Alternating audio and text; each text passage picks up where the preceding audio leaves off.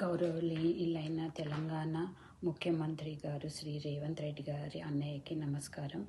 మరియు తెలంగాణ ప్రజలకందరికీ నేను నమస్కారం చెప్పి నేను రిక్వెస్ట్ చేస్తున్నాను నాకు హెల్ప్ చేయాలని. నాది బ్యాక్ హోమ్ గ్రామం వచ్చి గుండ్లపోచంపల్లి, మేడ్చల్, మల్కాజ్గిరి.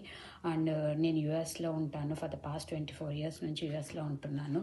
మా గుండ్లపోచంపల్లిలో నిన్న ఫ్రమ్ జిహెచ్ఎంసి మేడ్చల్ ఆఫీస్ నుంచి ఏసీపీ సుకన్య గారు జేసీపీ తీసుకొని మనుషుల్ని, పోలీసుల్ని తీసుకొని వచ్చి సడన్గా మాకు టైం ఇవ్వకుండా కొంతమంది సెలెక్టెడ్గా కొన్ని కుటుంబాలది ఇల్లులు permanent structure with no intimation, no permission వచ్చేసి జేసీపీతో డిస్మాంటిల్ చేసేసారు.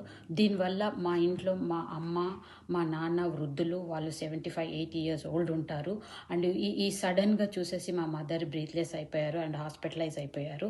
అండ్ ఎందుకు ఇలా జేసీపీతో కూలగొడుతూ డెమాలిష్ చేస్తున్నారని అడగగా, మీరు కోర్టుకు వెళ్ళండి, మాకు సీఎంఓ ఆఫీస్ నుంచి ఆర్డర్స్ ఉన్నాయని చెప్పేసి ఈ విధంగా జేసీపీతో ఎంతమంది రిక్వెస్ట్ చేసినా వినకుండా నాకు ఆర్డర్స్ ఉన్నాయని చెప్పేసి డెమాలిష్ చేసేసారు. మేము ఈ ఇల్లు 2002లో కట్టుకున్నాము.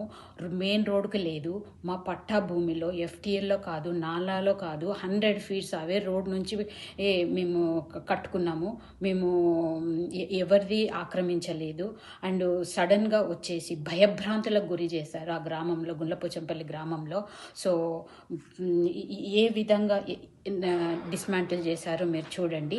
ఈ విధంగా మా ఇంట్లో రేకులు కూర్చేస్తుంటూ పిల్లర్ని కూల్చేశారు.